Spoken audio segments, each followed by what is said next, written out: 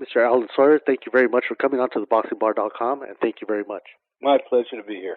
And Alan, how did you get into filmmaking? How did you get into producing? How did you get into writing? And give us a little bit of background there about, what you've done in the past. Okay, I've done all sorts of things. I've been very, very lucky. I actually started out wanting to direct. Nobody would let me, but they couldn't stop me from writing. So my entrance was as a screenwriter. My first credit was probably when I was about 11 years old on a movie called The Buddy Holly Story, and I worked as a screenwriter while doing other things as well for a bunch of years. And then I wound up producing. Somebody wanted me to do something, and I said, I really don't want to. And he said, what would be an inducement? And I said, let me direct. He said, well, how about if you produce? So lo and behold, I was a producer, and I actually can tell you a very funny anecdote about that. Usually I have no misgivings about much, but the night before we were to start shooting, I woke up in a cold sweat, couldn't sleep, had this vision that somebody was going to ask me what I had produced before. And I was, uncharacteristically nervous because I played sports and, I boxed, I played baseball, I played basketball. So, nerves were not really a big part of my makeup. But that night, boy, I was in terrible shape. The next night, I slept like a baby because I had the perfect answer. If somebody if somebody had asked me, "What have you produced?" I could say yesterday. So, I was fine. Anyway, that led ultimately to my directing.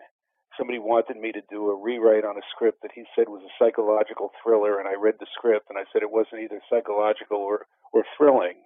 And he asked what was wrong with it, and I told him, and he asked how I would fix it. And off the top of my head, I gave him a bunch of things, and he said, "That's great. When can you start?" And I realized my heart was not in it. I didn't want to start. And he said, gee, I've never heard anybody say no before. And I said, well, I'm really lucky. Today I don't need any money. 6 weeks or 6 months from now I might, but today, no thank you. And he said, come on, what would it take to get you to do it? And I said, let me direct.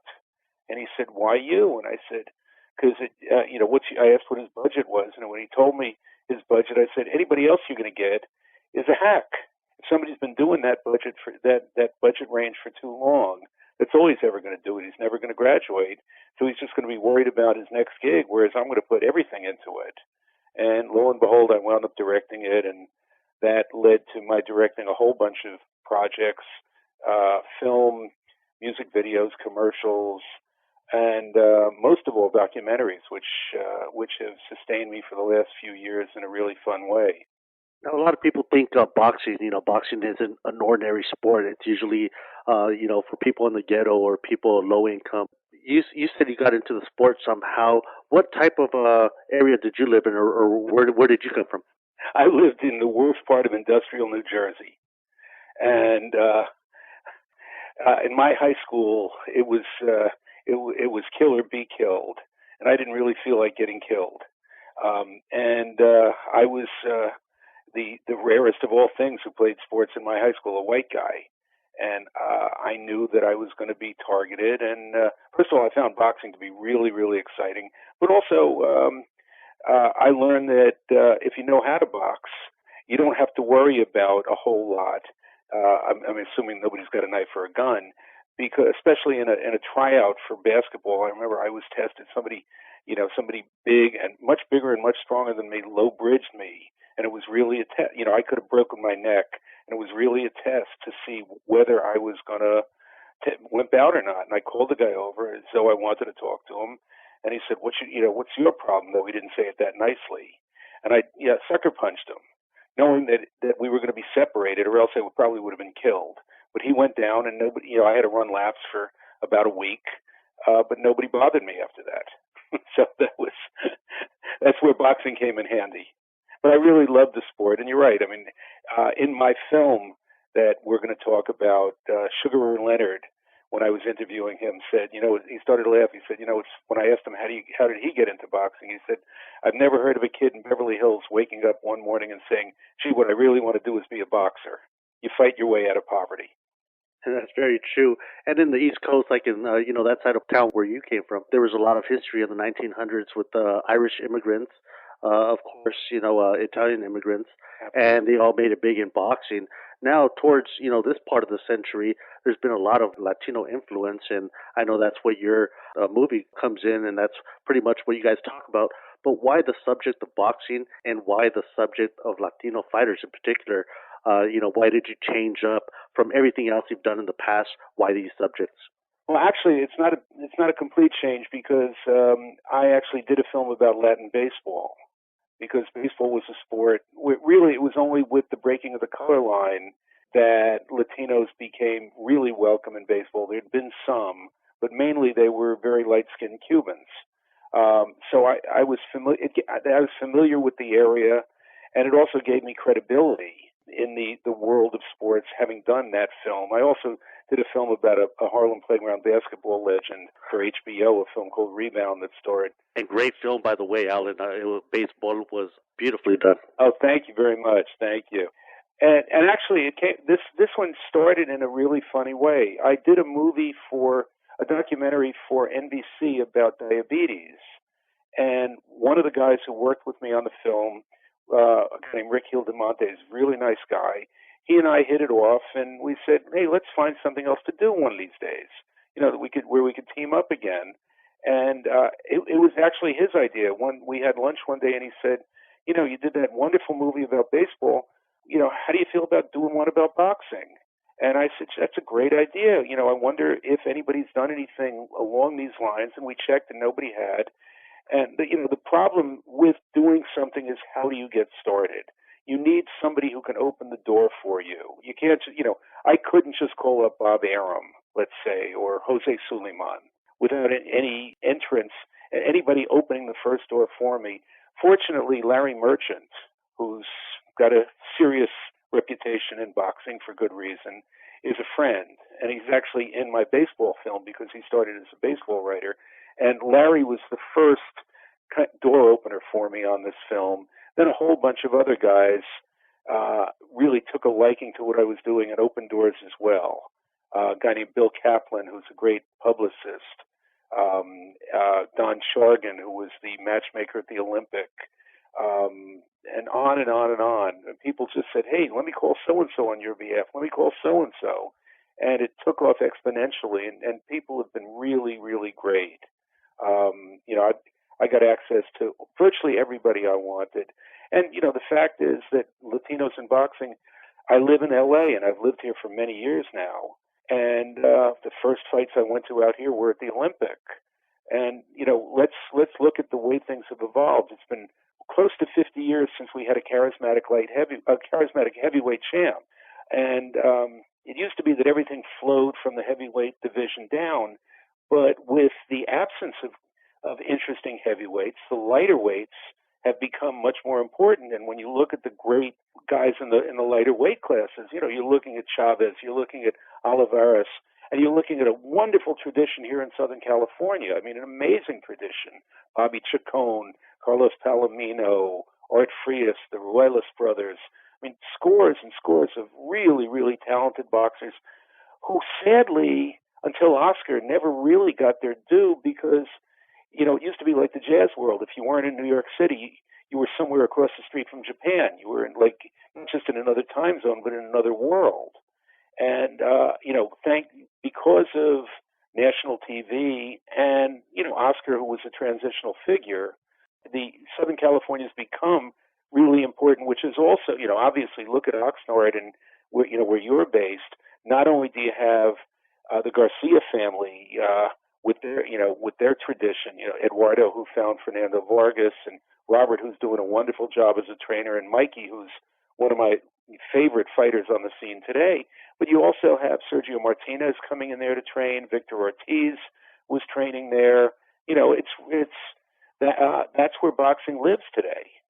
And actually, you brought up Larry Merchant a little bit ago, and I noticed that he used to always bring up these old time fighters during his, commentating on HBO. He'd bring up guys like Ruben Olivares during fights, and Mondo Muñiz and Bobby Chacon, like you mentioned. Right. And he brought out a lot of these names, and it was great to see that somebody, pretty much if the networks didn't make you back then, like you were saying right now, you weren't going to be big, and if you didn't know English, you weren't going to make it.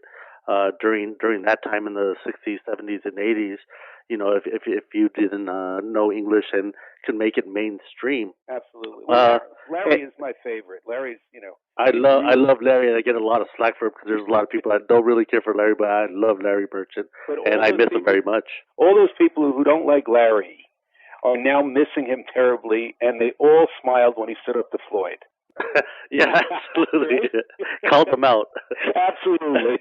And it's funny that you actually directed a film like Buddy Holly, because every time I think of one of my favorite Mexican fighters, I always think of Salvador Sanchez.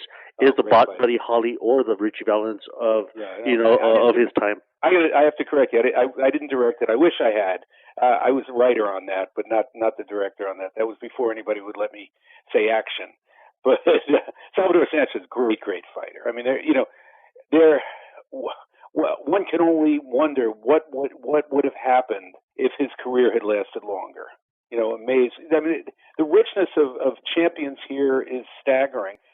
Rodolfo El Gato Gonzalez. Nobody knows about him back east, but terrific fighter. There, Armando Muniz, whom you mentioned, terrific fighter. Guy who got burned, and I love it when people call him the uncrowned champion of the world, because that's what he is. Great guy. Really gave his all every time he stepped into the ring. But the pity is that, well, it was great that Larry would mention these guys. Chavez. Everybody of a certain age says the greatest Mexican fighter ever. Talk to people who are a little bit older, and they'll say, well, you should have seen Olivares. Ruben was a great fighter. Mr. KO. Oh, absolutely. Great fighter. And, and fun guy. But, if you talk about Chavez, the interesting thing is he couldn't even get his promoter, Don King, to make him the headliner for years. Think about how many years he toiled as, on the undercard of Tyson fights before his promoter believed that he could sell out an arena. Absolutely. You're absolutely right about that. I mean, I don't remember him becoming really mainstream until he started beating guys like Rosario, and then everything forward from there, Camacho and everybody else. Absolutely, yeah. And that is correct. What were some of the fighters? I mean, thinking back of when you started watching boxing, what were some of these Latino fighters that, might have really got your attention, or guys that you really remember that, you most likely bring up during this film? I only saw the East Coast guys. I saw guys like Ortiz, Carlos Ortiz. I didn't get to see the West Coast fighters until I came out here. And it was, it was a revelation to me. I'd heard of Art Aragon. I'd heard, the names from the past. But, Bobby Chacon, I only saw a couple of times when I was back east. And I was really hungry to see these guys. Wow, the Olympic, and then the great job that John Jackson did when he was promoting at the Forum, and it was frustrating for me because we saw really good fighters back east, but it was as though we were missing. Well, I guess that's why I was so excited to do the film, so that I could get to look at footage and get to meet all these guys I didn't get to see very often when I was growing up back there. And it's, it was the guys, the Southern California fighters, and also the guys who were coming in from Mexico who were fighting. Chargan wasn't going to let them go east. They were headliners. They were selling out the Olympic. Why let them go east, where they had no fan base?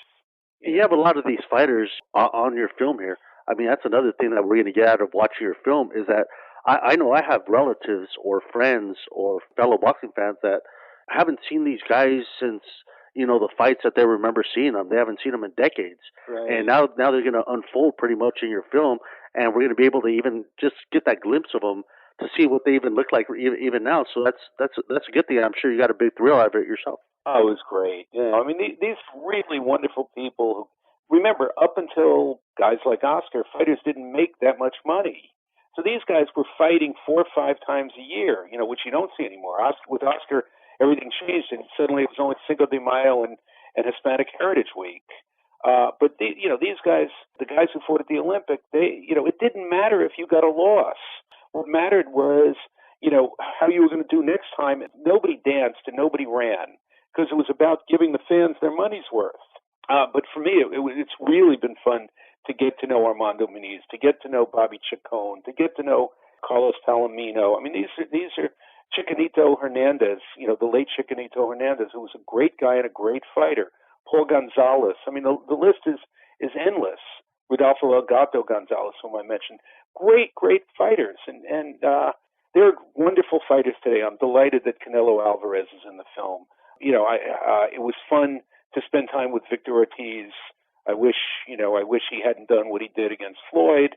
I wish he were still, kind of sad, but a really nice guy. Sergio Martinez is a fighter I like. Mike Alvarado is a fighter I like a lot. Mikey Garcia, whom I mentioned, they're really good fighters today, but they were great fighters who just didn't get their due. And for me, it's very gratifying to be able to shine a light on them, even if it's late in the game for them. Did you have certain things in your mind of, what you wanted to expose to the people, what you wanted to show, everybody that didn't know about these fighters? What was your game plan? It's very simple. It was twofold. First of all, it was to show people, not only really outside of Southern California, that a sport that didn't have many Latinos had become a really Latino-dominated sport, both in the ring and in the stands. And with that happening, the sport had migrated west, so that instead of Madison Square Garden and Philadelphia and Detroit, the Kronk Gym and places like that being the hotbeds of boxing, Southern California, the whole West, between Southern California and Vegas, that is boxing today. It's them plus the port of entry for Mexico, and Forum Boxing did a great job of bringing in guys from Mexico. The Chargan did at the Olympic, and now what's the dream fight for a guy like Bob Arum? It's to have a Mexican national or a Mexican American against a Puerto Rican, because he can sell a zillion pay-per-views in those two areas, and everything else is gravy. So, Mexico and Mexican Americans, in other words, the Latino community is finally getting its due, as being really the driving force for the sport of boxing today. Now, what we have to hope for is that one day we will have a really charismatic bilingual Latino heavyweight champ. That would be whoever does. If Areola had won, or if somebody does it, John Ruiz was champ, nice guy, but not particularly charismatic in the ring or out. But imagine if we had a guy like Sergio Martinez, who was bilingual and a heavyweight, be the biggest thing imaginable. If Canelo were a heavyweight, and hopefully he beats Floyd, but who knows? If he were to learn English and win the heavyweight championship, I don't expect it from Chavez Jr., who basically is moving towards heavyweight because he'll never make weight again. But, somebody really, really exciting, that guy would be the Jackie Robinson of the sport. What did you learn about boxing personally doing a film like this? What did you learn? Is there a thing, I'm sure you got something out of this. What would that be? The nicest benefit for me was getting to know some really wonderful people.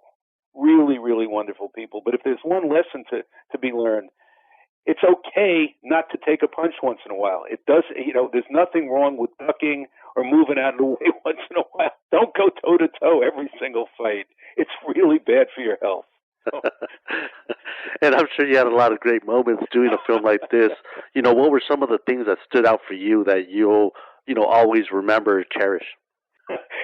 Saying to Israel Vasquez, I'm going to film you real up close.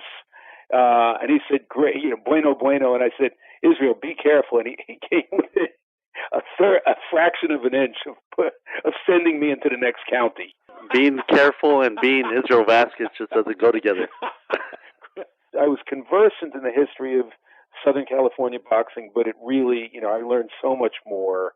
I really got to appreciate what each trainer brings, because I will tell you that in addition to the fighters that I interviewed many, many trainers, cutmen, ring announcers, Jimmy Lennon Jr., ring physicians, Jose Suleiman, Paco Valcarcel, the two presidents of the two biggest organizations, referees like Richard Steele, promoters like Aram and Lou DiBella, and you name them, and I interviewed them.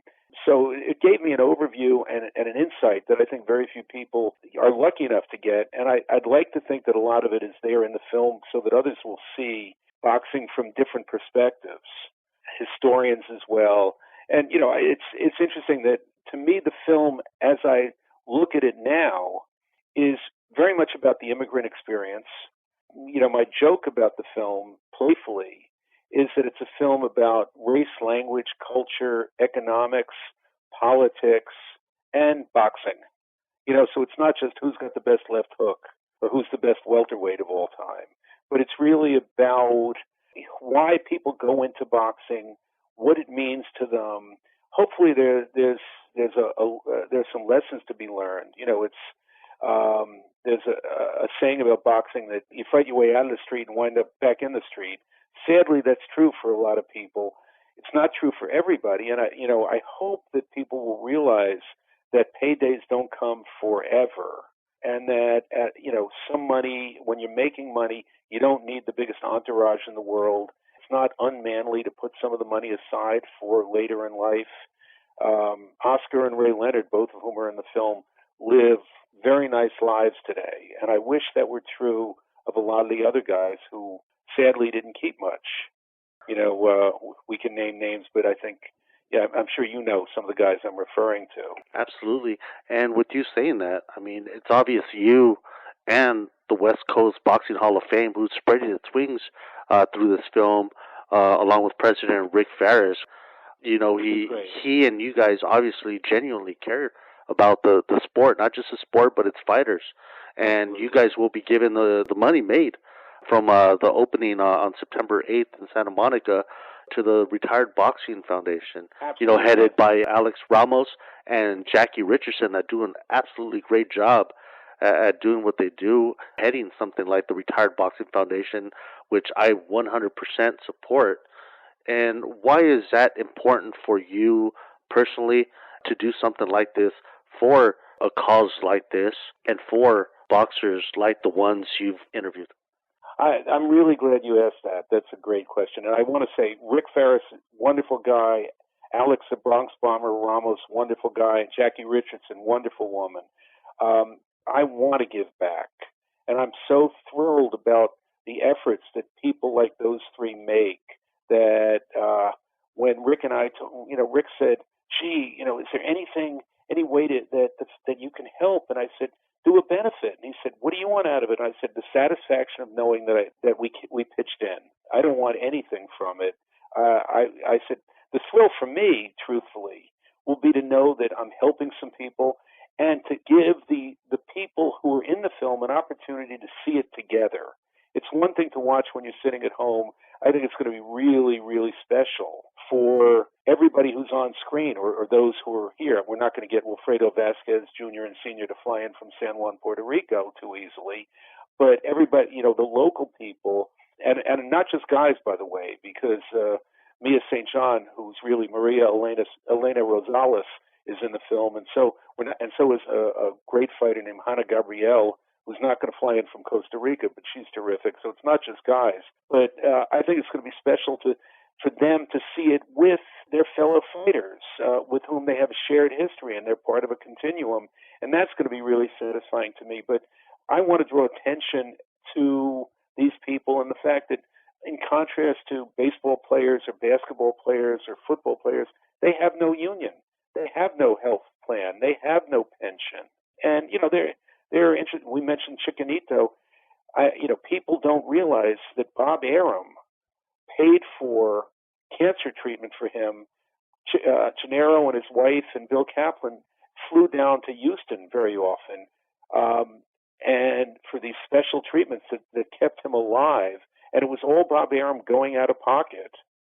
So when people say, oh, Bob Arum, he's this or that, they don't know about that. And they don't know that Bob employs Richie Sandoval, who wanted to keep fighting even after almost being killed. That's right, against Gabia Canizales. Absolutely. By the way, since you mentioned one of the Canizaleses, Orlando Canizales, I'm pleased to say, is in the film. A guy who I thought was a great, great fighter. Let me tell you this, and let me tell you why I'm kind of intrigued on what you're doing and on this particular film. Mm-hmm. My very first interview was almost 2 years to this day. It was my very first interview, and I had somebody on. I won't say his name, but he was a writer / columnist / boxing commentator / this / co-host / that. I remember him telling me about all these great boxers, Latino boxers, and I told him, you're great at writing. You know all these people. You have connections. Maybe one day you should do a film, or you should write a book about Latino fighters since you know all these people. And he pretty much laughed at me and said, there's no audience for that. There's no money in that. There's no money in that. And this is a Latino guy that I really used to look up to. And when he told me that, I remember it really broke my heart. I remember I felt foolish after he kind of laughed at it, but I said, one day somebody will. So when I saw the trailer for the first time, when Rick Ferris posted that up, and I saw it for the first time, I remember saying, "This is finally happening," and it was great talking to you. And I think that's why I had to reach out and talk to you because. I'm really because it did touch me knowing that somebody did know that there was an audience for this and that we were all going to be in disbelief. I mean, look what it's doing, and I can't wait to go see it. And I will be there on September 8th when this comes out, Sunday morning at 11 o'clock at the Monica 4 Theater in Santa Monica. I will be there to see your film, my friend. Well, please promise me something very important. Please promise me that you come up so that we can shake hands. Absolutely, Alan. I'm going to be there. I'm even going to stay the night there in Santa Monica because I know I'm going to want to go out with my friends afterwards there and hang out there in that area. And, of course, I'm going to want to meet the man himself, Alan SWYER. Oh, that's great. Well, I'm really looking forward to it. Thank you so much for giving me the opportunity to talk about a subject that's very near and dear to my heart. And I hope that you enjoy it when you see it. I think you're going to see it with the right crowd, and that's going to make it even more fun. Thank you for coming on and telling us about it.